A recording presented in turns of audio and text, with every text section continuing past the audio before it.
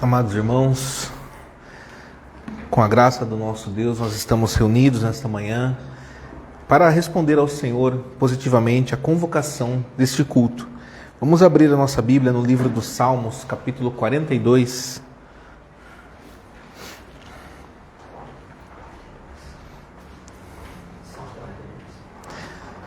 Livro dos Salmos, capítulo 42. Assim diz a palavra do Senhor. Como suspira a corça pelas correntes das águas, assim por ti, ó Deus, suspira a minha alma. A minha alma tem sede de Deus, do Deus vivo. Quando irei e me verei perante a face de Deus? As minhas lágrimas têm sido meu alimento dia e noite, enquanto me dizem continuamente: o teu Deus, onde está?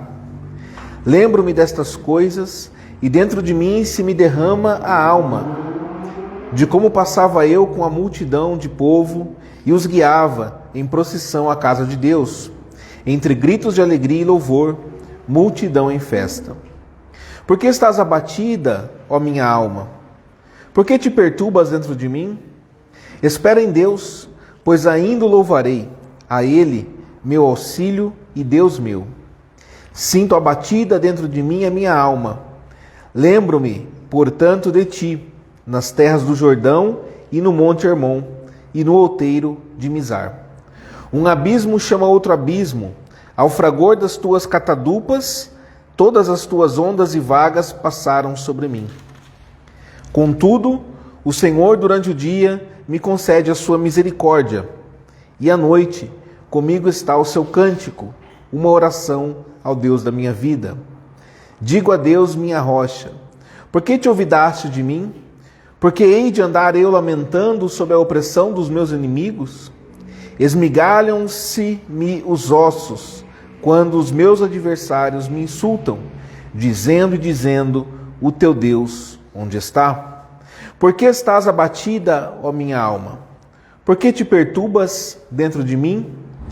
Espera em Deus, pois ainda o louvarei, a Ele, meu auxílio e Deus meu. Amém. Amados irmãos, com essas palavras, vamos nos colocar em pé para juntos nós louvarmos ao Senhor nosso Deus.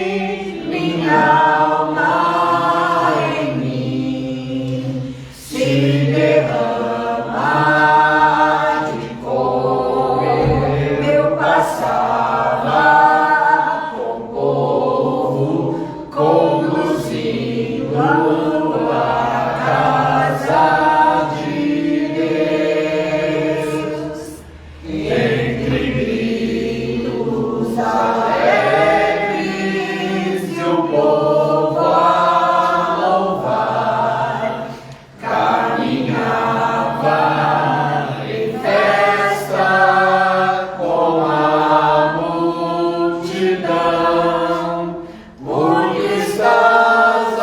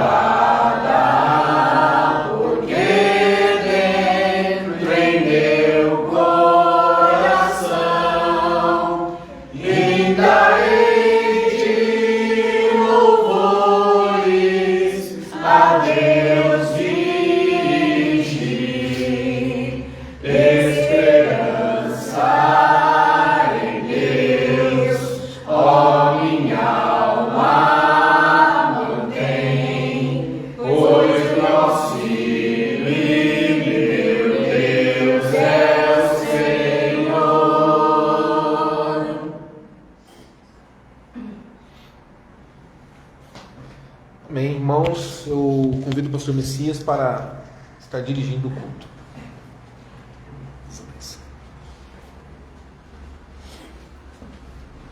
Bom dia, irmãos. Convido a amada congregação para uma oração de invocação. Busquemos a presença do nosso Deus neste momento. Pai eterno, poderoso, Deus santo, Deus que nos ama, Deus que derrama a sua graça sobre seu povo, Deus misericordioso, cujas misericórdias se renovam a cada manhã, Deus santo, Deus criador dos céus e da terra, todo-poderoso, Senhor dos senhores, a Ti, Deus, nós prestamos este culto, e aqui, Senhor, somente o Senhor será homenageado, somente o Senhor será lembrado, adorado, louvado, Deus.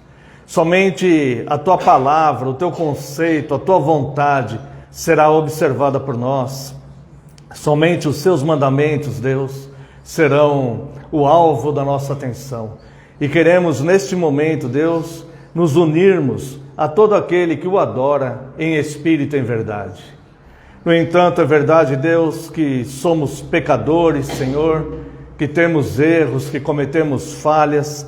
Por isso, Deus, nós nos envergonhamos, nos arrependemos e clamamos, Deus, rogamos a Ti e apelamos pela bênção do Teu perdão. Neste momento, Deus, lhe pedimos com todo respeito e reverência que a Sua palavra venha nos instruir, ó Deus, trazer luz para o nosso caminho, apontar, ó Deus, a direção correta que devemos seguir nas mais diversas situações da vida. Consagramos a Ti este momento de culto e neste momento, Deus, pedimos, mesmo sabendo que somos pequenos, somos simples, fracos, mas pedimos que o Senhor aceite, Deus, o culto que será prestado a Ti neste lugar. No nome santo e poderoso de Jesus é que nós oramos agradecidos. Amém, Senhor. Convido a amada congregação para o voto da nossa segurança. Amada Igreja do Senhor Jesus Cristo, onde está o nosso socorro? O nosso socorro está em o nome do Senhor, Criador dos céus e da terra. Graça a vós outros e paz da parte de Deus, nosso Pai, e do Senhor Jesus Cristo. Amada congregação, pode assentar-se. Convido os amados irmãos para a leitura na primeira carta do apóstolo João, capítulo 1, apenas 2 versículos, versos 8 e verso 9. Primeira carta de João.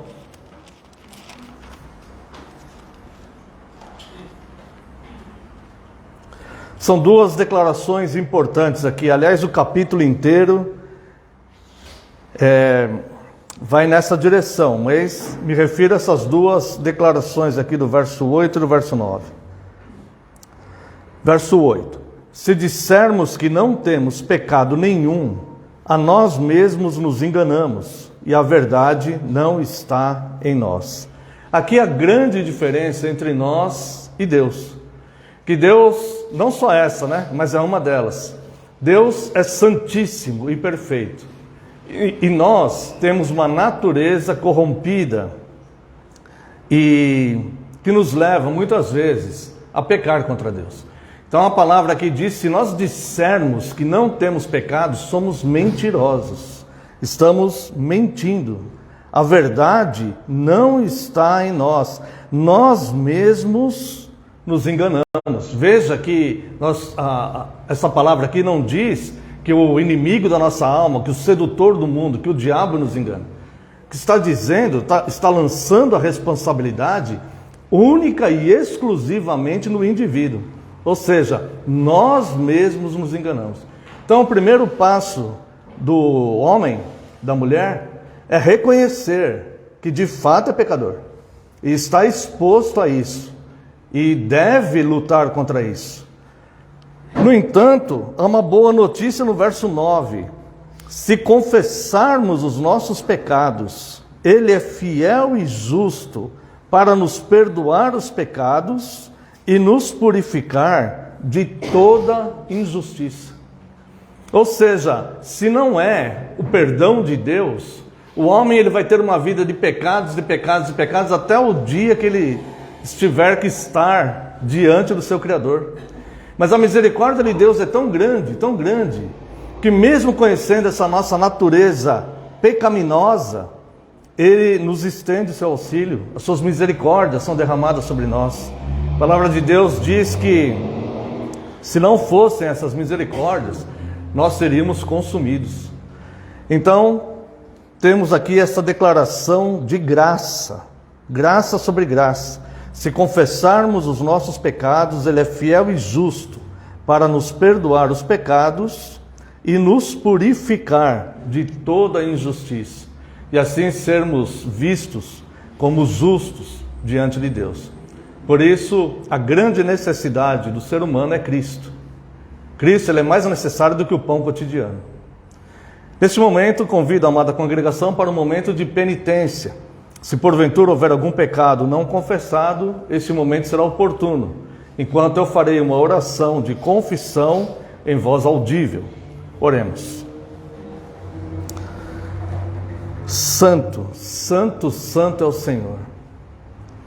E nós, Deus, somos pecadores e conhecemos e reconhecemos, Deus, nossa miséria espiritual. Sabemos, meu Deus, de nossas fraquezas, mas sabemos também, Deus, do Teu grande amor para conosco, da Tua graça, das Tuas misericórdias, Senhor. E a elas nós apelamos neste momento, que o Senhor tenha misericórdia de nós, que o Senhor tenha misericórdia da Tua igreja, Deus. Lhe pedimos, Deus, pelo Teu favor e graça, perdão pelas nossas falhas e pecados, porque reconhecemos, Deus, que somos falhos e pecadores. E lhe pedimos, Deus, que o Senhor renove o nosso espírito, que o Senhor purifique, Deus, nosso coração. Queremos ser limpos, Deus, e puros, limpos de mãos e puros de coração.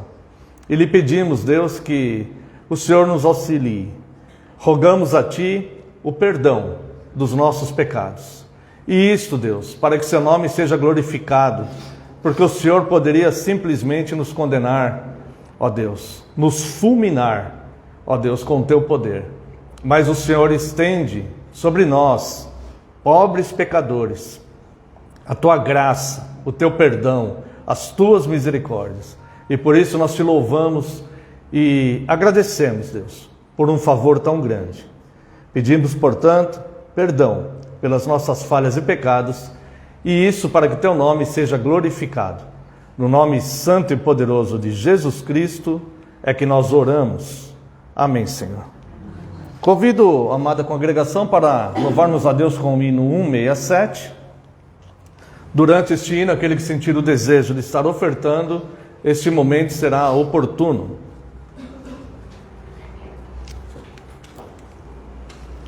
Um 167. Meu pecado resgatado foi na cruz por Teu amor e da morte, triste sorte, me livrar.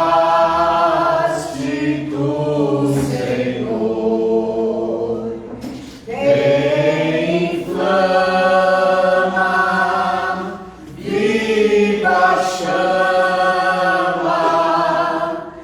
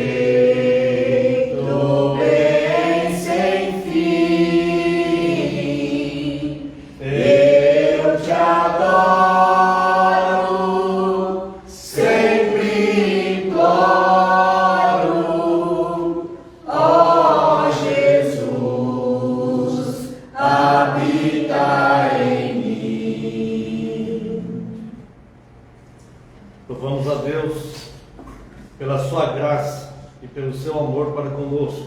Quero convidar ainda a amada congregação para professarmos a nossa fé, a fé cristã,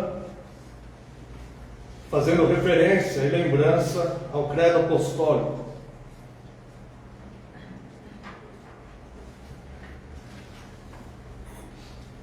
Creio em Deus Pai Todo-Poderoso, Criador dos céus e da terra, e em Jesus Cristo, seu único Filho, nosso Senhor, que foi concebido pelo Espírito Santo, nasceu da Virgem Maria, padeceu sob Pôncio Pilatos, foi crucificado, morto e sepultado, desceu ao inferno. No terceiro dia ressurgiu dos mortos, subiu ao céu e está sentado à direita de Deus Pai Todo-Poderoso, de onde há de vir a julgar os vivos e os mortos. Creio no Espírito Santo, na Santa Igreja Universal de Cristo, na comunhão dos santos, na remissão dos pecados, na ressurreição do corpo e na vida eterna. Amém. Quero convidar ainda a amada congregação para refletirmos o Catecismo de Heidelberg, do Dia do Senhor 30.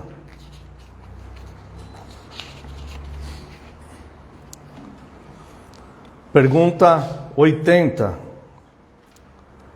Nós estamos estudando nos últimos domingos acerca dos sacramentos. Já vimos o Santo Batismo. Estamos analisando por 3 domingos, esse é o terceiro, a Santa Ceia do Senhor. E note que no próximo dia do Senhor, nós vamos estudar, se assim Deus nos permitir, disciplina eclesiástica. E este dia do Senhor 30, ele tem uma referência bastante importante sobre a questão da disciplina, que é onde deve haver um cuidado sobre a mesa do Senhor, ao partir do pão e o vinho. Então nós devemos entender como uma congregação, como uma comunidade santa de Deus, nós devemos entender como a ministração da Santa Ceia é algo sério. E é isso que é o objetivo do Dia do Senhor 30. Então convido os irmãos para a leitura e resposta da pergunta 80. Qual é a diferença entre a ceia do Senhor e a missa do Papa? Resposta. A ceia do Senhor nos testifica, primeiramente, que temos o perdão completo de todos os nossos pecados pelo único sacrifício de Jesus Cristo, que Ele mesmo, de uma vez por todas, realizou na cruz. Vamos fazer uma pequena abordagem aqui. Nos tempos do Antigo Testamento, o homem ele tinha que várias vezes levar algum animal para ser sacrificado, para apresentar a Cristo, para apresentar a Deus um sangue derramado em favor dos seus próprios pecados. O animal era levado para o sacerdote imolava este animal, pegava uma parte do sangue, passava para o sumo do sacerdote que ficava no Santo dos Santos, e o sumo sacerdote então aspergia este sangue em favor daquele pecador. No entanto, este ritual tinha que ser feito várias vezes, porque o homem obtinha ali o perdão do seu pecado, mas na sequência da sua vida ele pecava novamente. Então ele tinha que levar um outro animal e fazer todo esse processo novamente. Além disto, o sacerdote que imolava o animal, que colhia o sangue e levava para o sumo sacerdote, ele mesmo tinha que providenciar um animal para si, porque ele também era um pecador. E por sua vez o sumo sacerdote, que passava todo um processo de purificação e de cuidado e de zelo para que pudesse entrar no Santo dos Santos, para oferecer para Deus o sacrifício, aspergir o sangue, clamando a Deus pelo perdão do povo, ele mesmo, o sumo sacerdote, também tinha que imolar os seus animais e pedir perdão pelos seus pecados.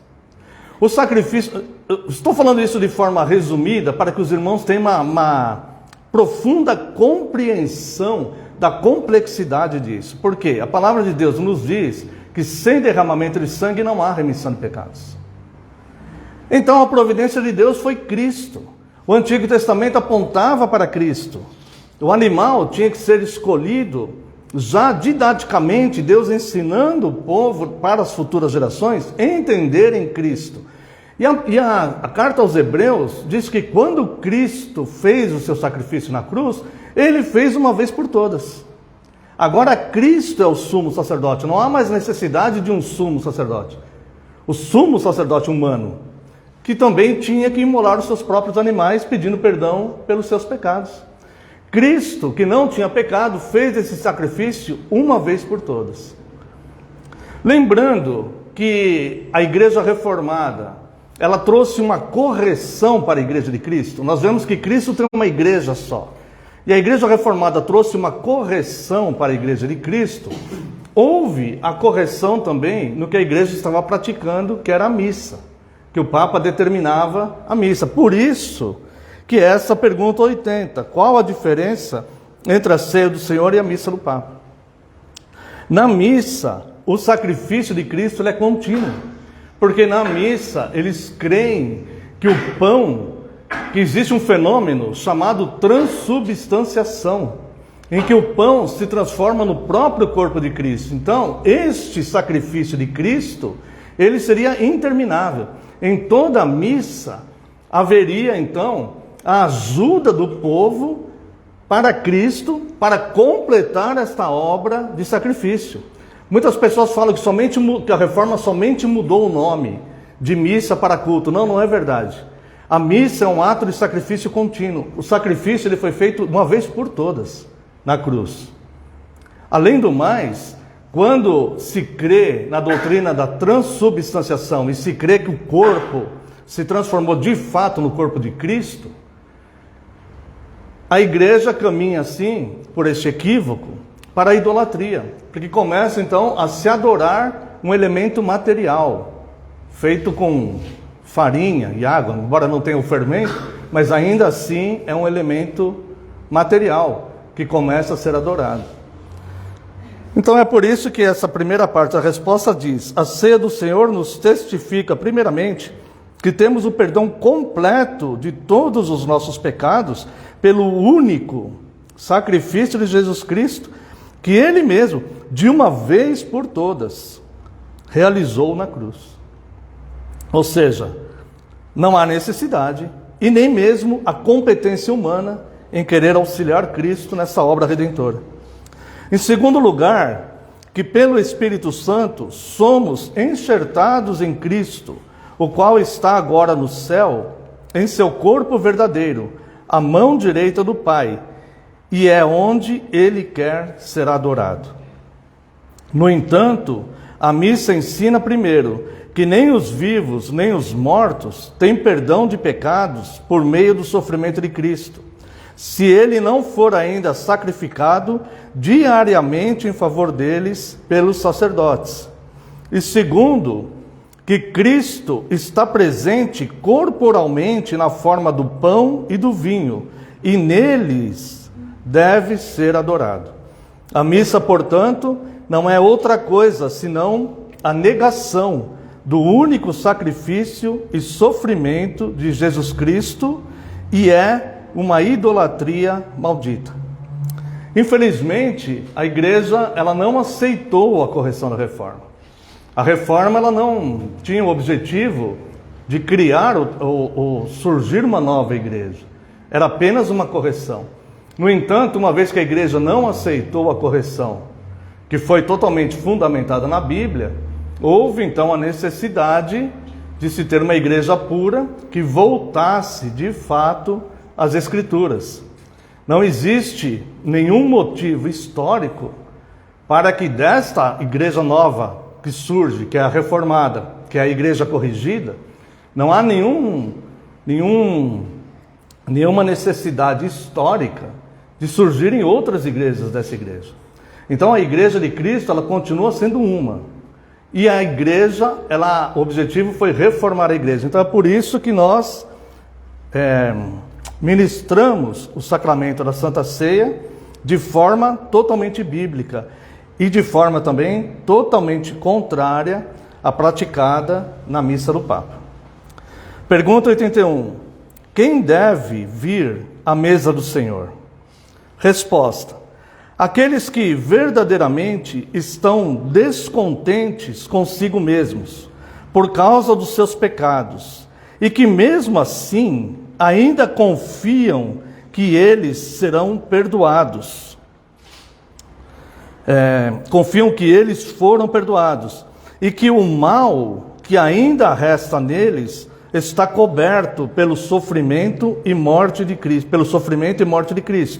e que também desejam cada vez mais fortalecer a sua fé e corrigir a sua vida.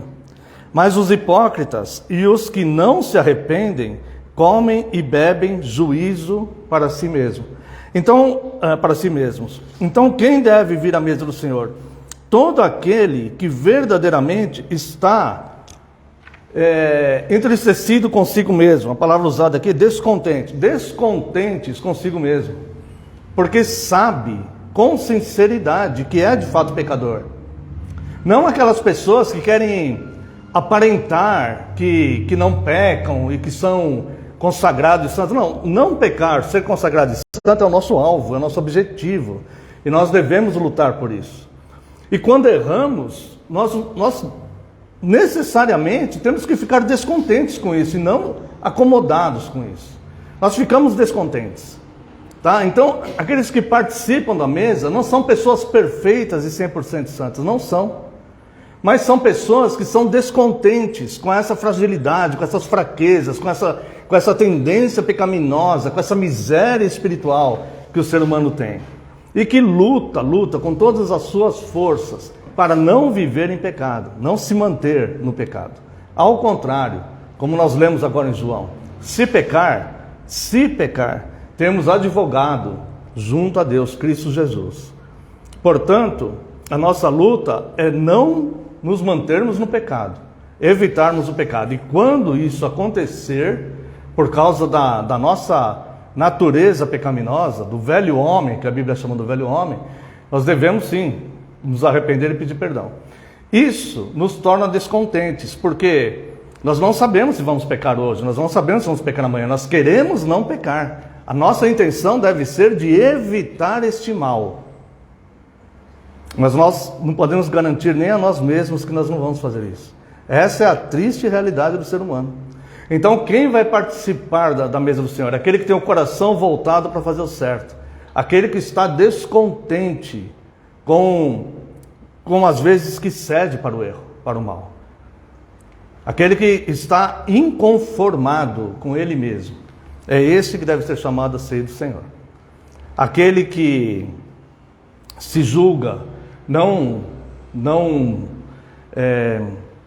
necessitado do perdão de Deus, esse não deve participar da mesa do Senhor. Mas aquele que sabe que precisa de perdão, aquele que precisa ser penitente. E a pergunta 82. Aqueles que, por sua confissão de vida, demonstram que são incrédulos e ímpios, devem ser admitidos à ceia do Senhor? Resposta: não.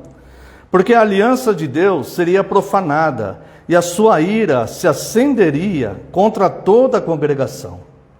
Por isso, de acordo com o mandamento de Cristo e de seus apóstolos, a igreja cristã tem o dever de excluir tais pessoas pelas chaves do reino dos céus até que corrijam a sua vida. Note que, ao estudar esse sacramento aqui da Santa Ceia, essa última pergunta do catecismo, ela já vai levar diretamente para a disciplina na igreja, que é o próximo tema, Dia do Senhor 31. Tá? Então aqui nós vemos coisas muito importantes para a igreja, e é necessário que o membro comum, quando eu digo comum, é um membro que não exerce um ofício, é necessário que o membro entenda perfeitamente, porque quando o conselho da igreja tiver que tomar alguma decisão, Uma coisa que acontece às vezes é que o membro se volta contra os membros, não o membro que está sendo disciplinado, outros membros, muitas vezes se voltam contra o conselho, porque talvez não saiba exatamente o que está acontecendo, porque aquele membro que está sendo disciplinado, ele não vai ser exposto, a princípio. Então os demais membros podem não entender, podem considerar isso injustiça, podem considerar isso uma coisa ou outra, né? Então é necessário que a congregação entenda e confie nos ministros de Cristo que são constituídos aonde ela está inserida, onde ela congrega, tá? Então veja bem, aqueles que por sua confissão de vida demonstram que são incrédulos e ímpios, devem ser admitidos à mesa do Senhor? Não, porque a aliança de Deus seria profanada e sua ira ascenderia contra toda a congregação. Por isso, de acordo com o mandamento de Cristo e de seus apóstolos, a igreja cristã tem o dever de excluir tais pessoas pelas chaves do reino dos céus, até que corrijam sua vida.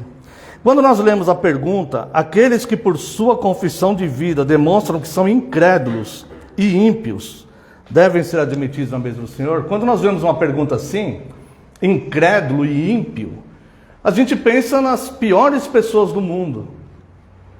Mas, às vezes a pessoa está professando a fé, mas ela não crê. Ela não crê conforme as Escrituras ensinam, conforme as Escrituras mandam crer.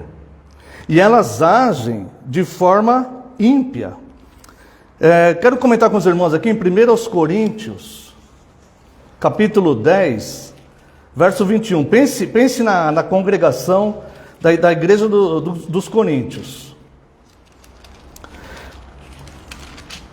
1 Coríntios 10, 21. Não podeis beber o cálice do Senhor e o cálice dos demônios. Não podeis ser participantes da mesa do Senhor e da mesa dos demônios. É isso que a palavra de Deus diz.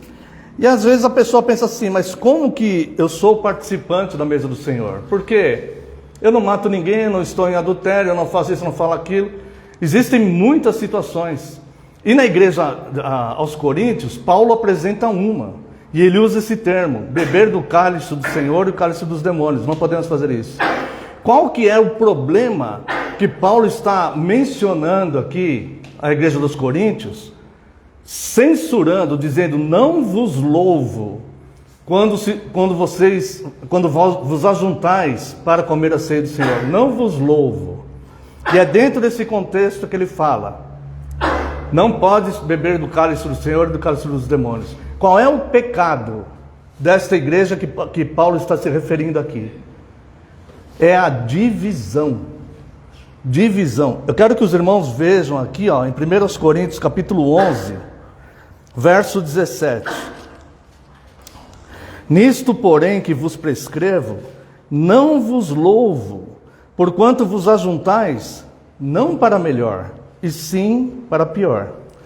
Porque antes de tudo, estou informado haver divisões entre vós, quando vos reunis na igreja. E eu, em parte, eu creio. Então, o pecado que Paulo aponta aqui, que estes irmãos da igreja de Coríntios não deveriam passar ter a mesa aberta da ceia, era a divisão. Uns falavam, eu sou de Paulo, outros falavam, eu sou de Apolo, outros falavam, não, não sou nem de Paulo nem de Apolo, sou de Cristo, e faziam aquela divisão dentro da igreja. Uma igreja, ela é transparente, clara, tem seus ministros constituídos, e um não tem domínio sobre o outro. Então, quando numa igreja, uma pessoa fala assim, não, eu aceito esse ministro, mas não aceito aquele presbítero. Não, eu me submeto àquele presbítero, mas não me submeto ao outro. Não, porque este presbítero é bom, aquele outro presbítero é ruim. Não, porque este ministro é bom, aquele outro ministro é ruim. Essa pessoa, se participar da mesa do Senhor, ela estará bebendo do cálice do Senhor e do cálice dos demônios. E a igreja estará escancarando a porta para uma divisão. A igreja estará abrindo as portas para uma pessoa que vai trazer discórdia entre os irmãos. E quando nós vemos lá no livro dos Provérbios, diz que uma das coisas que Deus abomina é quem lança discórdia entre irmãos. Então o apóstolo o apóstolo Paulo, ele vem falar aqui de divisão. Vamos ler até o verso 22. Nisto, porém, que vos prescrevo, não vos louvo, porquanto vos ajuntais, não para melhor e sim para pior. Porque antes de tudo estou informado haver divisões entre vós, quando vos reunis na igreja, e eu em parte o creio. Agora olha que interessante que ele fala aqui no verso 19. Porque até mesmo importa que haja partidos entre vós, para que também os aprovados se tornem conhecidos em vosso meio. O que ele quer dizer? É até bom que haja essas pessoas trazendo divisão, para que vocês consigam ver, discernir, perceber os que são aprovados diante de Deus. Aqueles que de fato servem a Deus com clareza nas Escrituras. E aqueles que de fato estão perturbando a Santa Igreja de Cristo, querendo trazer as suas divisões, querendo trazer as suas contaminações, querendo infectar a Santa Igreja de Cristo. Então, como o Dia do Senhor 30, falando da Santa Ceia do Senhor, começa a abordar a questão da disciplina, e vai entrar no próximo domingo, o primeiro fato que aparece aqui é justamente isso. A mesa do Senhor é aberta para pessoas assim ou não? E quando é identificado um membro da igreja, este membro tem que ser afastado da mesa do Senhor, até que ele se corrija, até que ele fale, nossa, estou causando divisão, estou criando partidos, estou criando facções, estou agindo por trás de pessoas, estou fazendo discriminação de ministros de Cristo, aceitando uns, rejeitando outros. Se essa pessoa cair em si, se arrepender, ela voltará à comunhão.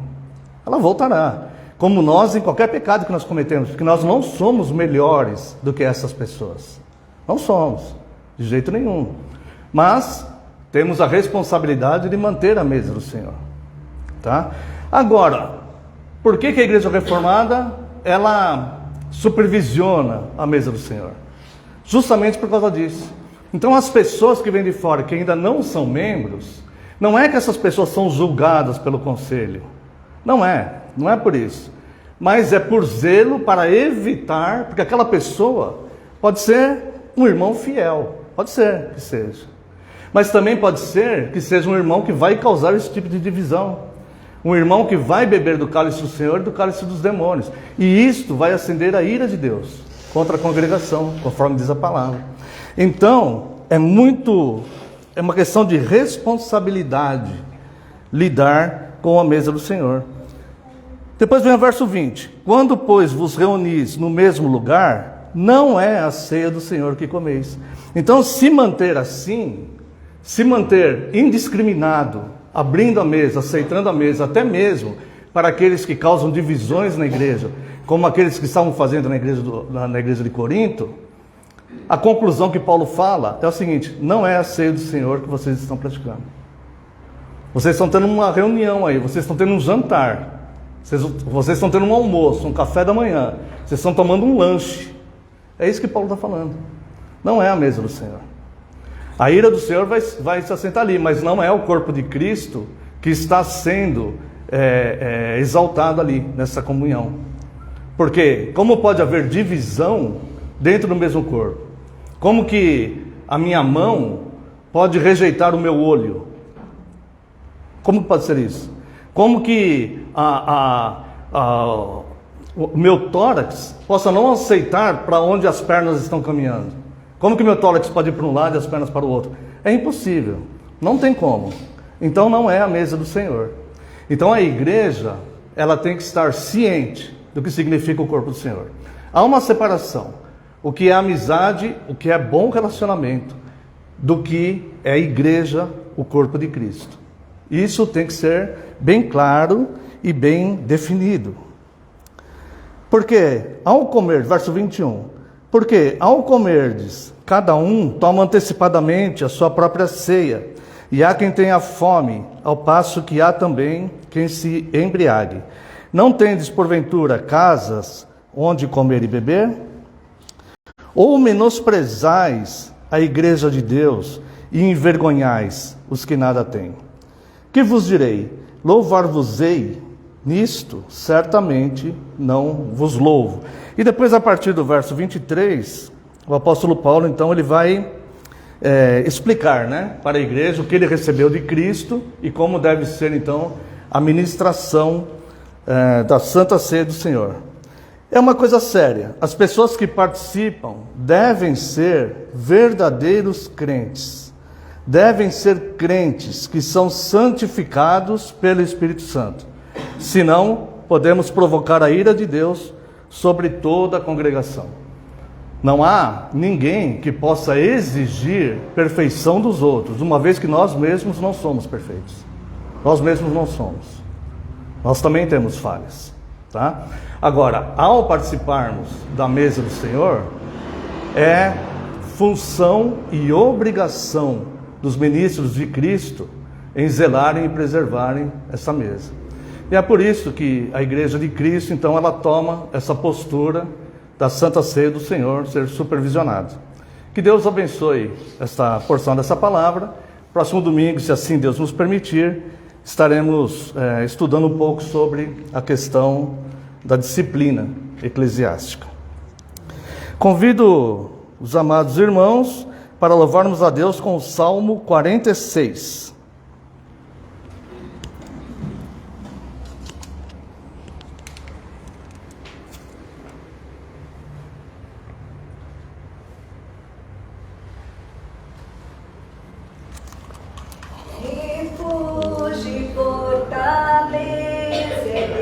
Presente em socorrer nas horas de tribulação, não temos que temer, ainda que a terra toda venha transtornar, ou que os montes se abalem no Senhor.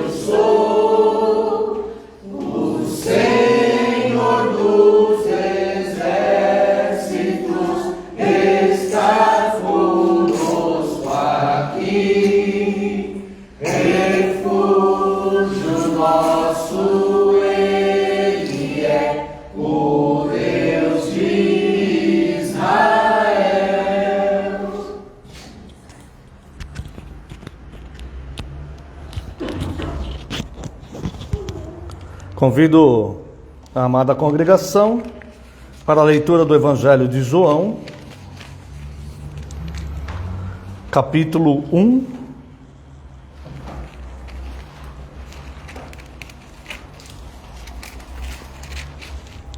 Leremos dos versos 11 a 14. Veio para o que era seu, e os seus não o receberam. Mas a todos quantos o receberam, deu-lhes o poder de serem feitos filhos de Deus, a saber, aos que creem no seu nome, os quais não nasceram do sangue, nem da vontade da carne, nem da vontade do homem, mas de Deus.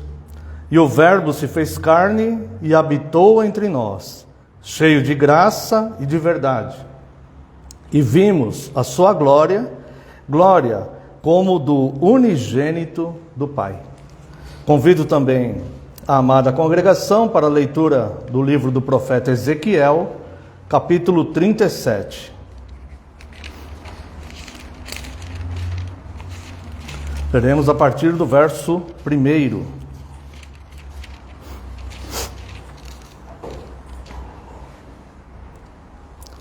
Veio sobre mim a mão do Senhor, e Ele me levou pelo Espírito do Senhor, e me deixou no meio de um vale que estava cheio de ossos, e me fez andar ao redor deles.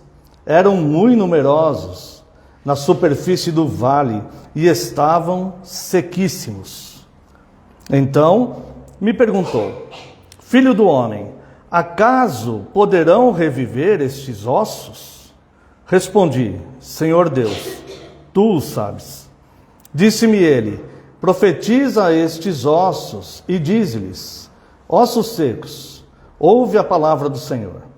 Assim diz o Senhor Deus a estes ossos: eis que farei entrar o Espírito em vós e vivereis. Porei tendões sobre vós, farei crescer carne sobre vós estenderei pele, e porei em vós o Espírito e vivereis, e sabereis que eu sou o Senhor. Então profetizei, segundo me fora ordenado. Enquanto eu profetizava, houve um ruído, um barulho de ossos que batiam contra ossos e se ajuntavam, cada osso ao seu osso. Olhei, e eis que havia tendões sobre eles, e cresceram as carnes, e se estendeu a pele sobre eles, mas não havia neles o Espírito. Então ele me disse: profetiza o Espírito, profetiza, ó Filho do homem, e dize-lhe: assim diz o Senhor Deus, vem dos quatro ventos, ó Espírito, e assopra sobre estes mortos, para que vivam. Profetizei como ele me ordenara, e o Espírito entrou neles, e viveram, e se puseram em pé, um exército sobremodo numeroso. Então me disse: Filho do homem, estes ossos são toda a casa de Israel. Eis que dizem: os nossos ossos se secaram, e pereceu a nossa esperança, estamos de todo exterminados. Portanto, profetiza e dize-lhes: assim diz o Senhor Deus, eis que abrirei a vossa sepultura, e vos farei sair dela, ó povo meu, e vos trarei a terra de Israel. Sabereis que eu sou o Senhor, quando eu abrir a vossa sepultura, e vos fizer sair dela, ó povo meu. Porém em vós o meu Espírito, e vivereis, e vos estabelecerei na vossa própria terra. Então sabereis que eu, o Senhor, disse isto e o fiz, diz o Senhor. Quero ressaltar aqui o verso 5. Assim diz o Senhor Deus a estes ossos: eis que farei entrar o Espírito em vós e vivereis. Quero fazer uma breve oração. Pai Santo, Eterno, Excelso, Supremo, Soberano, Deus soberano sobre as nações, soberano sobre as leis da física, Deus soberano sobre tudo que existe, porque tudo que existe, Deus, o Senhor criaste, e o Senhor governa, e o Senhor conduz, ó Deus, todas as coisas de acordo com a tua santa vontade. O Senhor conduz a tua igreja, Deus, o Senhor purifica a tua igreja, o Senhor cuida da tua igreja. E nesse momento, Pai, nós queremos dizer ao Senhor que somos gratos, porque o Senhor protege a tua igreja. E o Senhor, Deus, conduz a igreja pelos séculos, Deus, levando a igreja ao caminhar triunfante da noiva, que encontrará o noivo e estarão em bodas. Por isso, Deus, nós queremos louvá-lo nesta manhã e mais uma vez pedir perdão pelas nossas falhas e pecados. E necessitados e carentes, Deus, da tua iluminação e da tua santa palavra, onde firmamos os nossos pés, onde fundamentamos as nossas vidas, nós, com todo respeito e reverência e humildade, lhe pedimos que teu Santo Espírito venha iluminar esta palavra já revelada. Que eu nada fale de mim mesmo, Senhor, mas somente o que o seu Santo Espírito iluminar, aquilo que o Senhor designar para esta tua igreja.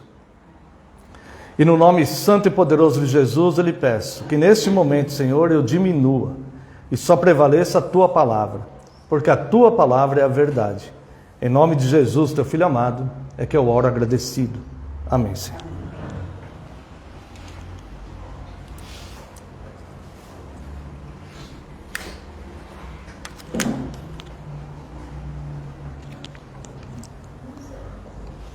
Amada Igreja do Senhor Jesus Cristo, venho-vos proclamar a verdadeira vida que procede de Deus e não de homem algum.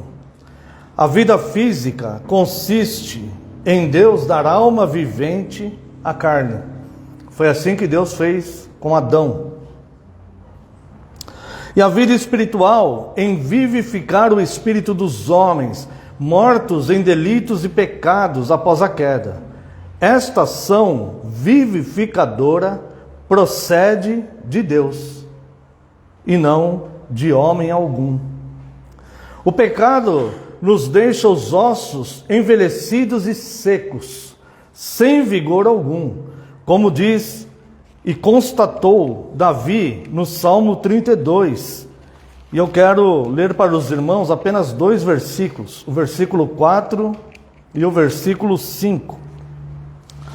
Porque a tua mão pesava dia e noite sobre mim, e o meu vigor se tornou em sequidão de estio. Esse é o verso 4. O verso 3 diz: enquanto calei os meus pecados, envelheceram os meus ossos, pelos meus constantes gemidos todo dia.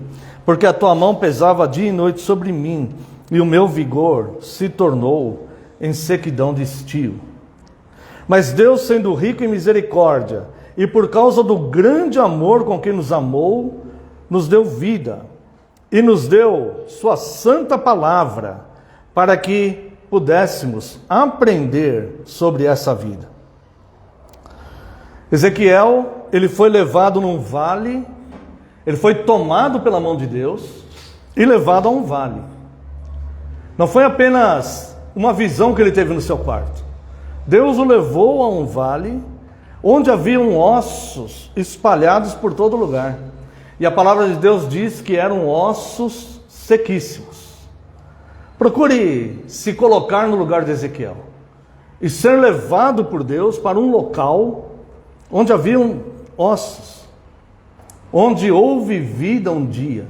Quem sabe que tipo de vida estava sendo representada ali para aqueles ossos?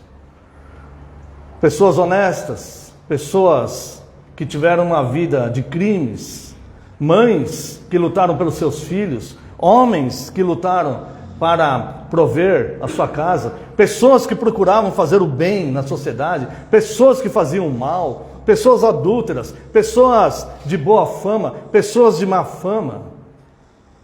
Os ossos estavam espalhados e todos na mesma condição, ou seja, sequíssimos. Todos na mesma condição. E Deus leva então Ezequiel a ter contato com isto e ver aqueles ossos ali. Ezequiel não teve uma vida fácil. Ele era de linhagem sacerdotal, mas não foi possível tornar-se um sacerdote. Havia a necessidade de completar 30 anos para assumir o sacerdócio. Mas o povo de Ezequiel foi levado cativo antes que ele pudesse assumir essa sua condição de linhagem. Foi exilado na Babilônia, deixado num charco de lodo para fabricar tijolos. Aquele jovem que tinha uma perspectiva de se tornar um sacerdote, porque ele era de linhagem sacerdotal, agora era alguém que estava vivendo num charco de lodo, em trabalhos forçados, pegando lodo para a fabricação de tijolos, para o desenvolvimento e o crescimento de uma nação que levou a sua nação como escravo. Mas Deus o levantou como profeta do Altíssimo. Certa vez, Deus, em sua soberania, tirou a delícia de seus olhos, sua esposa. Deus levou a sua esposa e não lhe permitiu chorar por ela. Veja aqui em Ezequiel capítulo 24, versos 15 a 18. Veio a mim a palavra do Senhor dizendo: Filho do homem, eis que as súbitas tirarei a delícia dos teus olhos. Mas não lamentarás, nem chorarás, nem te correrão as lágrimas. Geme em silêncio, não faça lamentação pelos mortos. Prende o teu turbante, mete as tuas sandálias nos pés, e não cubras os bigodes, e não comas o pão que te mandam. Falei ao povo pela manhã, e à tarde morreu a minha mulher. Na manhã seguinte fiz segundo me havia sido ordenado. É tão conflitante quando nós vemos hoje pessoas que se aproximam de nós e querem dizer, assim diz o Senhor, como se fosse um profeta do Antigo Testamento, sem considerar que os profetas levantados por Deus no Antigo Testamento foram os homens que mais sofreram na nação. Eles sofreram muito mais do que os ímpios. Eles tinham que sentir na própria pele, na própria vida, a dor. Eles tinham que sentir essa dor, para que eles pudessem então revelar para o povo aquilo que Deus estava mandando dizer à nação. Isso acontecia porque as Escrituras ainda não estavam prontas, porque o Espírito Santo ainda não havia sido enviado para nos iluminar nessas Escrituras. Eis o valor dessas Escrituras hoje. Eis a tranquilidade e a paz que nós temos hoje, ao termos a revelação e a iluminação do Espírito Santo, sem precisar passar por essas dores que Deus fazia os profetas do Antigo Testamento passar. O texto indica que Ezequiel amava demais aquela esposa, porque o próprio Deus diz: vou tirar a delícia dos teus olhos. Ele não fala assim: vou tirar a sua esposa, vou tirar a mulher que te dei, vou tirar a sua companheira, que já seria um grande golpe. Ele diz: vou tirar a delícia dos teus olhos. Isso mostra o quanto Ezequiel amava aquela mulher, a admiração que Ezequiel tinha por ela, como Ezequiel talvez achasse tão linda. E não para aí. Tu não chorarás, não derramas lágrimas. Parece aquela criação antiga que os meninos tinham, né? Sem querer entregar a idade, eu vou falar que eu passei por essa criação, né? A menina podia chorar por qualquer coisa, o menino não. Quando ia chorar, falava: engole o choro. Você é homem, não pode chorar. Homem não chora. Era assim. E é mais ou menos isso que Deus faz. Eu vou tirar a delícia dos teus olhos, mas tu não chorarás. Engole o choro. Bem, os profetas tinham que sentir na pele a dor para poderem transmitir ao povo com exatidão o que Deus estava falando. Eles não tinham as Escrituras e o Espírito Santo iluminando. Eles tinham que sentir aquilo para poder explicar para o povo. Muitas vezes nós tratamos de situações que nós nunca passamos.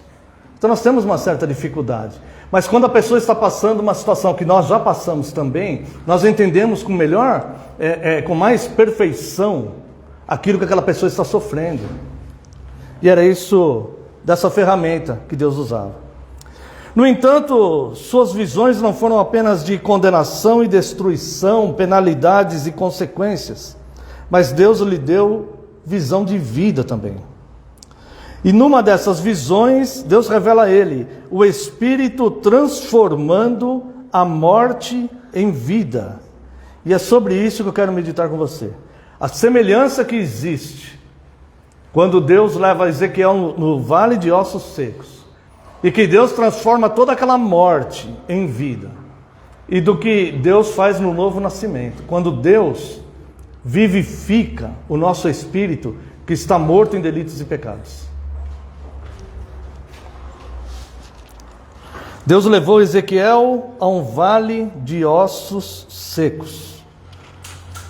Você já foi assim? Você já se sentiu assim? Com a alma sequíssima, sem esperança, morto, espiritual e emocionalmente? Talvez você já tenha se sentido assim, em algum momento da sua vida.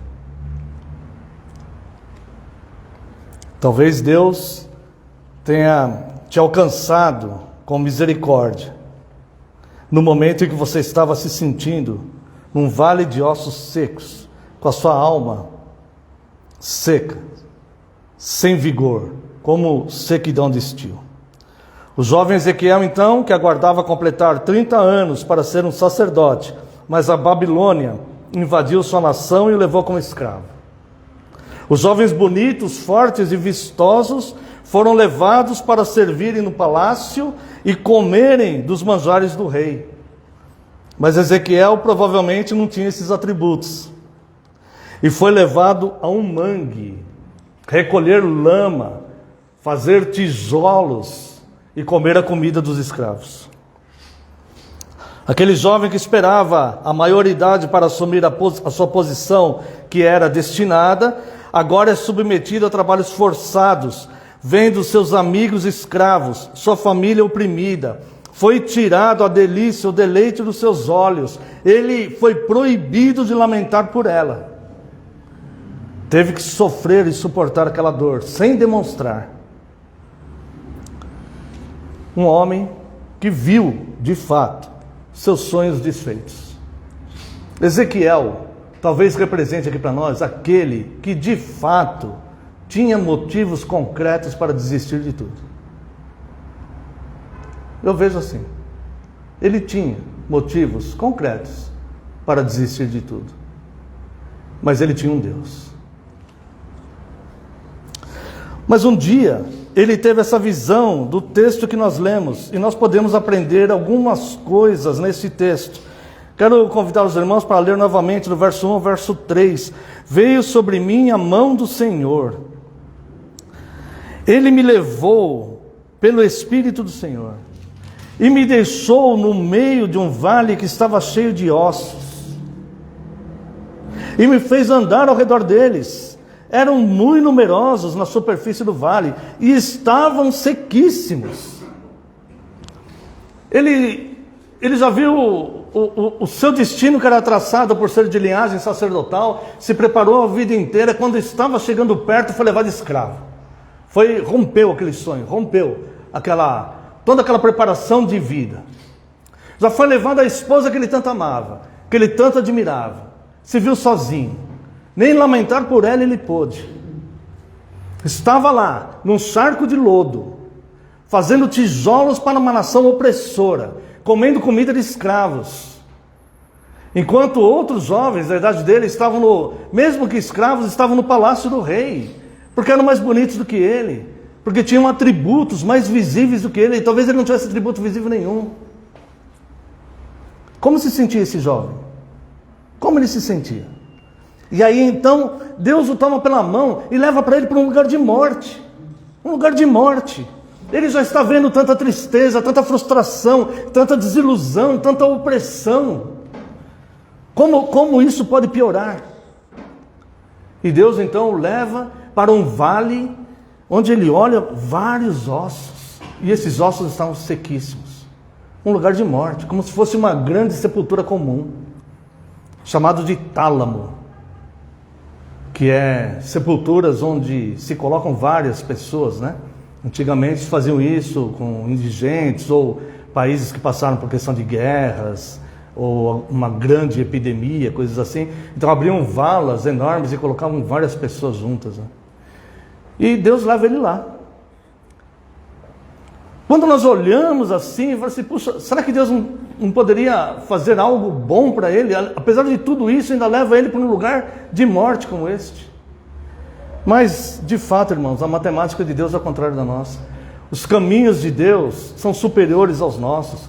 As coisas que Deus faz para nós são misteriosas, mas tudo tem um fim proveitoso, e tudo que Deus faz é com amor. Neste vale, onde reinava a morte, Deus ia mostrar para Ezequiel que havia vida, que a autoridade dele pode trazer vida quando tudo parece desmoronar, quando tudo parece que acabou, quando tudo parece que não tem mais solução, quando parece que só existe morte e destruição.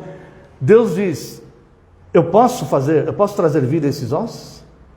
Olha só o verso 3. Então me perguntou, depois de levar Ezequiel neste lugar e mostrar esses ossos para eles, Ezequiel então fica impactado com aquilo que ele estava vendo. Então Deus pergunta para ele, filho do homem, acaso poderão reviver estes ossos? Eu sempre que eu leio isso aqui, eu fico impressionado com a resposta de Ezequiel. De verdade que eu fico, porque não podem. Se você olhar humanamente, se você está num lugar ali, se você me levar no cemitério hoje e falar assim, esses corpos aqui podem levantar, esses ossos que estão aí nas sepulturas podem reviver, eu vou responder para você não. Eu sei que eles estão vivos espiritualmente, eu sei disso. Estou me referindo à matéria, estou me referindo àqueles ossos que estão ali. Eu vou falar para você não. A diferença foi quem perguntou. E aí Deus pergunta para Ezequiel, esses ossos podem viver? E a resposta de Ezequiel, Senhor, tu sabes. Com certeza na mente de Ezequiel a resposta é não. Mas Ezequiel sabia que servia a um Deus poderoso. A diferença é quem perguntou. A diferença é quem está falando com você. A diferença é para quem você dá ouvidos quando a sua vida parece que é um vale de ossos secos. Para quem você dá ouvidos? E ele falou, talvez a resposta mais sábia da Bíblia, né? Ele diz, tu sabes, Senhor. Tu sabes. E aí então, quando ele diz, tu sabes, a primeira coisa que eu aprendo é que nós não precisamos temer circunstâncias, nós não precisamos temer o dia de amanhã, nós não precisamos temer se estamos sendo derrotados diante dos fatos, porque quem sabe o nosso destino é Deus. Quem é o manancial de vida é Deus. A sorte se lança no regaço, mas a resposta certa dos lábios vem do Senhor. O homem traça o seu caminho, mas se ele vai alcançar o seu objetivo ou não, depende da decisão do Senhor. É Deus quem sustenta a nossa sorte. Sorte no sentido de destino, né? Não do oposto do azar, né? Sorte no sentido de destino. É Deus quem sustenta a nossa sorte. E eu vou te falar, nós estamos caminhando exatamente para onde Deus está nos levando. Por isso não temas. Não temas. Se tiver que passar por um vale de ossos secos, ou se já passou no passado, não temas. Porque, como Ezequiel diz, tu sabes, Senhor, se esses ossos sequíssimos na minha vida poderão reviver. É só o Senhor que sabe o que fazer com isso que eu estou vivendo. É só o Senhor. Se minha vida está num vale de ossos secos, eu não tenho poder para fazer um osso se transformar num homem de novo, numa mulher. Não, por mais que eu quisesse fazer isso, eu não posso. Se eu estou num vale de ossos secos, Senhor, só Tu sabes o que fazer nessa situação que eu estou enfrentando. Tem piedade de mim. Tem misericórdia de mim, Senhor. Só o Senhor tem a solução para isso aqui. E é isso que Ezequiel disse. com essas poucas palavras: Tu o sabes, Senhor. O Senhor sabe. E aí então, Deus de fato sabe o que fazer. Aprendo que podemos profetizar sim, mas somente sobre a palavra já revelada. Olha só nos versos 4 e 5, como Ezequiel demonstra que profetizar é dizer a palavra, a verdade da palavra de Deus, que hoje nós já temos todas reveladas na Escritura. Versos 4 e 5. Disse-me ele: profetiza a estes ossos e dize-lhes: ossos secos, ouve a palavra do Senhor. Assim diz o Senhor Deus a esses ossos: eis que farei entrar o Espírito em vós e vivereis. Ou seja, profetiza e diz-lhes: ossos secos, ouve a palavra de Deus. É assim que nós profetizamos hoje. Amada igreja do Senhor Jesus Cristo, não ouça o que eu estou te falando, ouça a palavra de Deus. Dentro dessa mensagem, não ouça o que este pecador está te falando. Ouça a palavra de Deus que está sendo pregada. Na sua casa, pega as Escrituras e ouça a palavra de Deus. É ali que está a profecia da tua vida. É ali que está a palavra daquele que sabe o que fazer. É ali, quando você vai orar e abrir a palavra, que você está dizendo: Senhor, Tu sabes. Não é o pastor da minha igreja que sabe. Talvez o pastor da minha igreja saiba menos do que eu, mas é Tu o sabes. Tu, o Senhor. Nunca, nunca afaste tua vida das Escrituras. Hoje tem o Espírito Santo para te iluminar na palavra já revelada. Pega a tua Bíblia. Senhor, Tu sabes. Como que eu vou resolver isso? Tu sabes. E o Senhor sabe o que fazer. Ele sabe o que fazer na minha situação e Ele sabe o que fazer na tua situação. Ou seja, ouve o que diz a palavra do Senhor e não a minha. E houve processos nessa fase aí. Houve fases, aliás, nesse processo. Veja o verso 7. Ele então profetizou. Por quê? Deus falou para ele: esses ossos podem reviver. Ele falou: Tu sabes. Aí Deus falou para ele o que ele tinha que fazer. E ele começou a fazer o que Deus mandou ele fazer.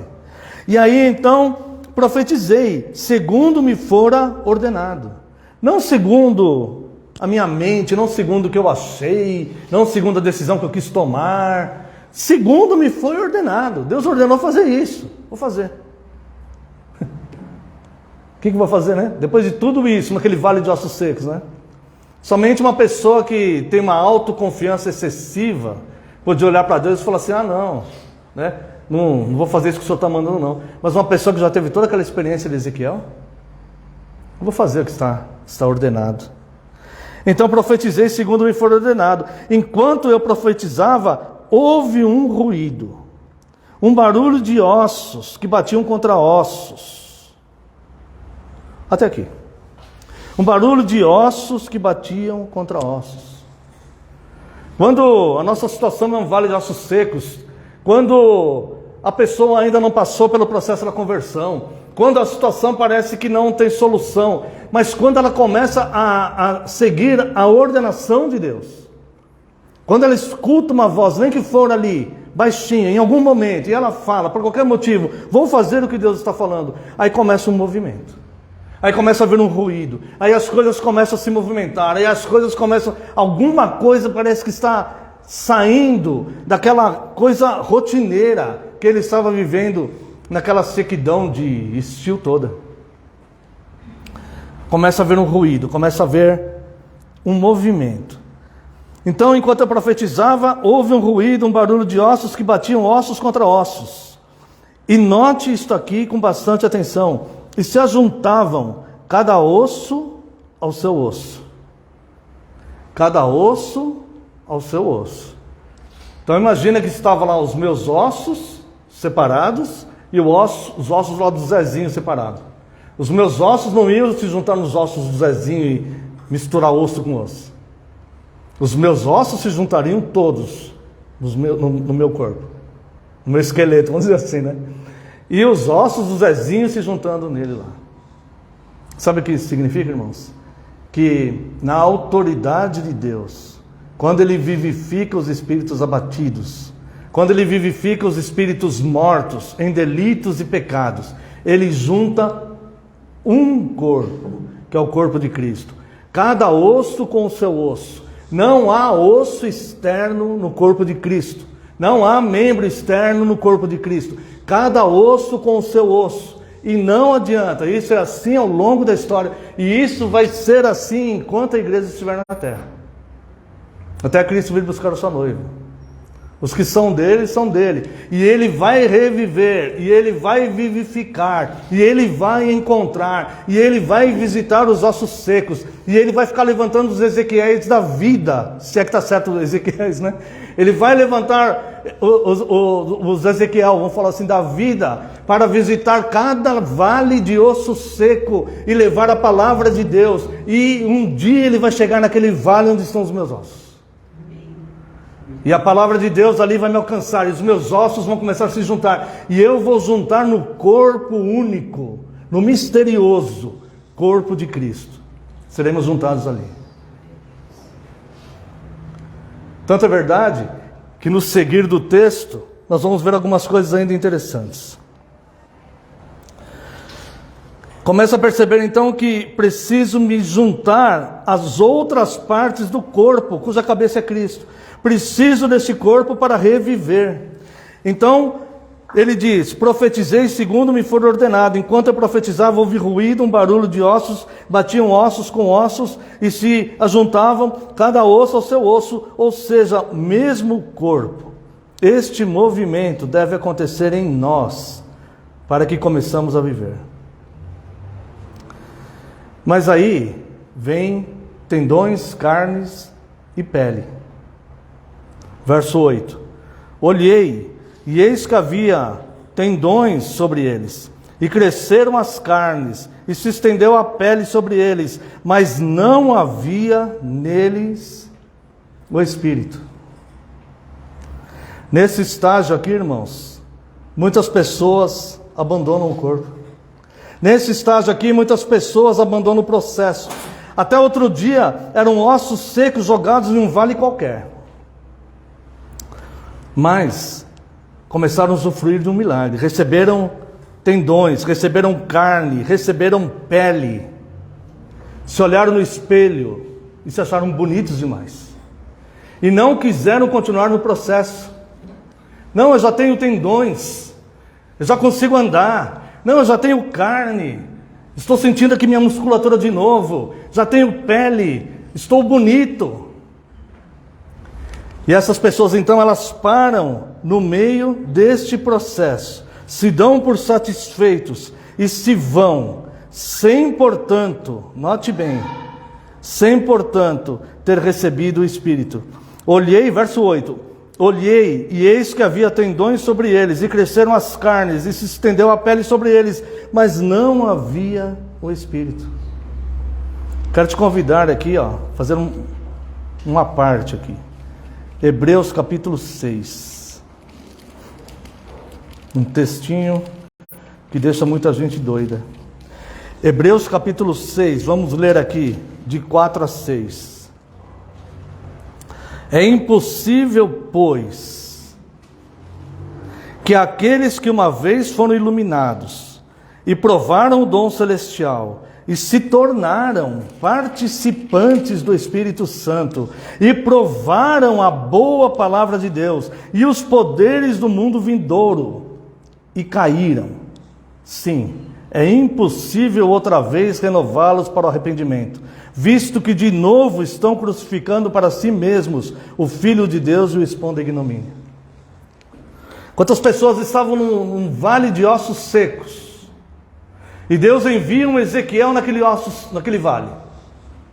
E o Ezequiel chega lá, cumprindo o que Deus ordenou. E fala a palavra do Altíssimo, não a sua palavra pessoal. Fala a palavra do Altíssimo.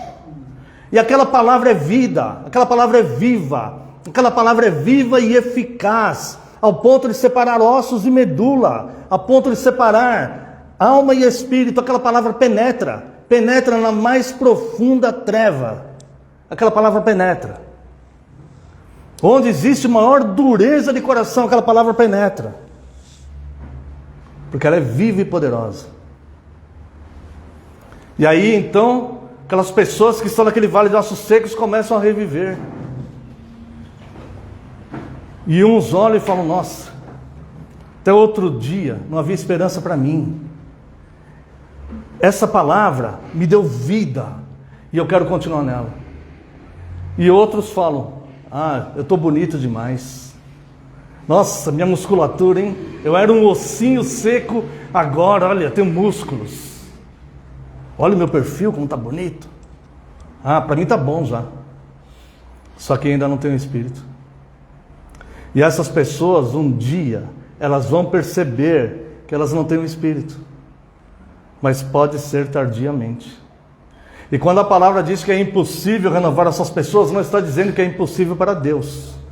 Está dizendo que é impossível para a igreja. É impossível a igreja renovar essa pessoa. Porque a igreja acolheu essa pessoa foi participante do Espírito Santo, ela sentou à mesa, ela esteve com os irmãos, ela estava junto nas nossas confraternizações, ela teve contato com o corpo, ela recebeu todos os benefícios de santificação, como Paulo fala, quando um dos cônjuges é cristão, o outro não é, o que não é, ele é santificado. Não se trata de salvação, se trata de receber os benefícios da santificação, porque tem um filho da paz ali. E quando essa pessoa está na igreja, ela começa a perceber todos esses benefícios. Mas ela fala: não, mas eu não preciso de Espírito não, já está bom demais, eu estou bem melhor do que eu era, está muito bom, eu estou bonito assim, está jóia, estou indo bem, minha vida está muito melhor. E não quer o Espírito, não quer seguir no processo.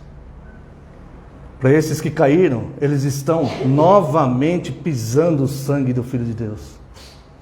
É impossível a igreja renovar essas pessoas.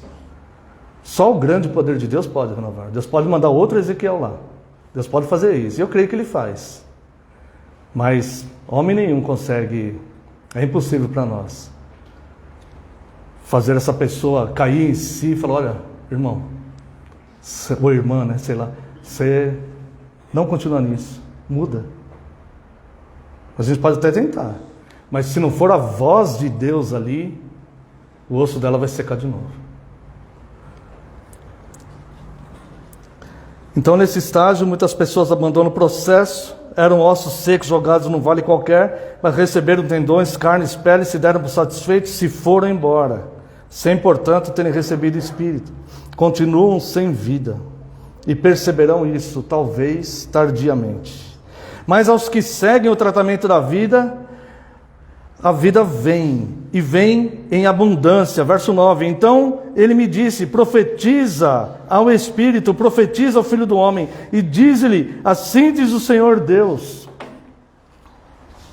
vem dos quatro ventos, ó Espírito, e assopra sobre os mortos, para que vivam. Profetizei como ele me ordenara, e o Espírito entrou neles, e viveram, e se puseram em pé, um exército sobremodo numeroso. O jovem Ezequiel pôde perceber por fim que, apesar da sua diversidade e a adversidade de sua nação, a palavra de Deus é soberana e livre. E a palavra de Deus livra a quem lhe aprover. A nação, o rei humano, pode ser opressor e pode oprimir o povo, mas a palavra de Deus é soberana e livre. A palavra de Deus não está sujeita à opressão das nações, nem dos reis humanos. Ela é livre, e ela livra quem Deus determinar que ela livre, quem lhe aprover. Com o Espírito vivificado, os ossos passam a ter vida novamente, e nunca mais deixarão aquele que lhes foi misericordioso. Jonas, ele aprendeu isso. Na sua oração dentro do peixe, no capítulo 2, verso 8, ele diz: aqueles que se entregam à idolatria vã, os espelhos da vida. Como eu estou bonito e forte. Aqueles que se entregam às idolatrias vãs, abandonam aquele que lhe é misericordioso. Jonas de fato aprendeu. Então não existe sepultura que impeça Deus de alcançar o seu povo. E quando a palavra diz que Deus ia vivificar, Deus trouxe Cristo para vivificar. Então aqueles que recebem Cristo, eles são vivificados, eles nascem de novo, não da vontade do homem, mas agora da vontade de Deus. Agora é a voz de Deus trazendo vida àqueles ossos secos. E eu quero terminar lendo aqui do verso 11 ao verso 14. Então me disse, filho do homem, estes ossos são toda a casa de Israel. É a igreja de Cristo hoje. E eis que dizem, os nossos ossos se secaram e pereceu a nossa esperança, estamos de todo exterminados. Às vezes a igreja é tão perseguida que pensa que não existe esperança. Às vezes nós, como cristãos, achamos que não temos mais esperança. Portanto, profetiza e dize-lhes, assim diz o Senhor Deus, eis que abrirei a vossa sepultura e vos farei sair dela, ó povo meu, e vos trarei a terra de Israel, o trarei a igreja, o trarei ao corpo de Cristo. Sabereis que eu sou o Senhor, quando eu abrir a vossa sepultura e vos fizer sair dela, ó povo meu. E aqui, o complemento que é o que nós mais precisamos. Porei em vós o meu espírito, aqui está com letra maiúscula. Porei em vós o meu espírito e vivereis. E vos estabelecerei na vossa própria terra. Então sabereis que eu, o Senhor, disse isto e o fiz, diz o Senhor. Aquele que dá sua palavra, dá sua ordem, e sua palavra corre veloz na terra. Aquele que designa uma palavra e ela nunca volta vazia, sem antes fazer o que lhe aprover, o que lhe foi designado. Aquele que conduz todo o curso da história. Ele diz, eu falei e eu fiz. Já está feito. Basta nós apenas esperarmos Deus abrir a sepultura do problema que estamos vivendo. Mas lembre-se, nunca pare o processo no meio. Continue, que o Espírito de vida virá. Quero convidar a amada congregação, como resposta a esse sermão, louvarmos a Deus com o Salmo 85.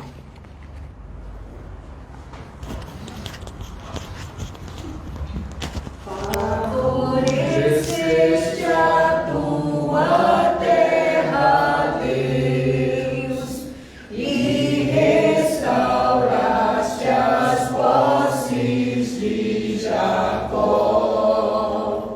Teu povo perdoaste do mal.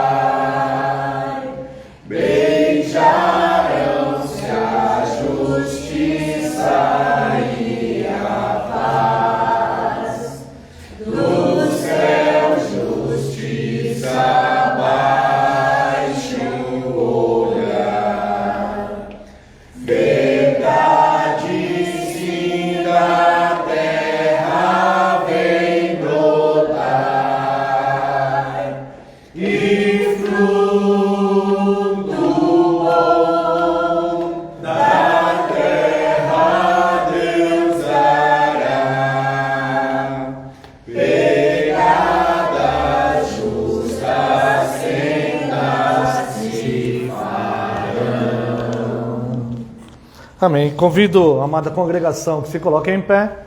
Vamos fazer uma oração de encerramento. Após a oração, a bênção. E após a bênção, alguns avisos. Oremos. Pai eterno, nós te louvamos, Senhor. Muito obrigado, Deus. Não só pela tua palavra, mas pela tua ação misericordiosa, Senhor, em favor do teu povo. Nós que não somos merecedores de nada, mas que o Senhor derrama graça sobre as nossas vidas, que age com muita misericórdia e nos vivifica, Deus. A tua palavra é tão poderosa que ela faz ossos sequíssimos voltarem ao corpo e reviver. E eu quero te agradecer, ó Deus, porque o Senhor tem propósito em todas as situações. E eu te louvo, Deus. Obrigado por essa igreja local que é tua. Obrigado por todo o teu povo, Deus. Em toda a face da terra, pedimos que o Senhor abençoe a todos. Pedimos também que o Senhor nos despeça em segurança, que o Senhor nos livre do mal, que o Senhor permita, Deus, que possamos nos reunir muitas outras vezes em torno do seu nome. Que o Senhor abençoe nossas vidas, Deus, que o Senhor nos traga soluções, que o Senhor nos trate com misericórdia, Deus, com cuidado, que possamos entender, ó Deus, a sua vontade, que tenhamos forças, Senhor, para fazermos a tua vontade. Pedimos que o Senhor abençoe a nossa nação, ó Deus, que se porventura forem ímpios que estiverem tomando decisões de leis, que o Senhor possa transformar isso, Deus, em benefício para aqueles que confiam no Senhor, conforme diz a tua palavra. Que o Senhor proteja as mulheres, as crianças, os adolescentes, Deus. Que pare esses atentados nas escolas, ó Deus. Que o Senhor possa abençoar a tua igreja na nossa nação, Senhor. Estenda a mão aos tentados, traga paz aos aflitos. E se for da tua graça, da tua vontade, cura os enfermos, Senhor, que estão no nosso meio. Pedimos que o Senhor abençoe a tua igreja, aqueles que ainda o cultuarão hoje. E também, Senhor, que o Senhor traga paz a Jerusalém. Oramos no nome santo e sagrado de Jesus Cristo, seu Filho amado. Amém, Senhor. Receba a bênção, irmãos. Que a graça do nosso Senhor Jesus Cristo, o amor do Deus Pai, e a comunhão e as consolações do Espírito Santo sejam sobre vós, agora e para todo sempre. Amém e amém. Encerrado, irmãos, só um minutinho.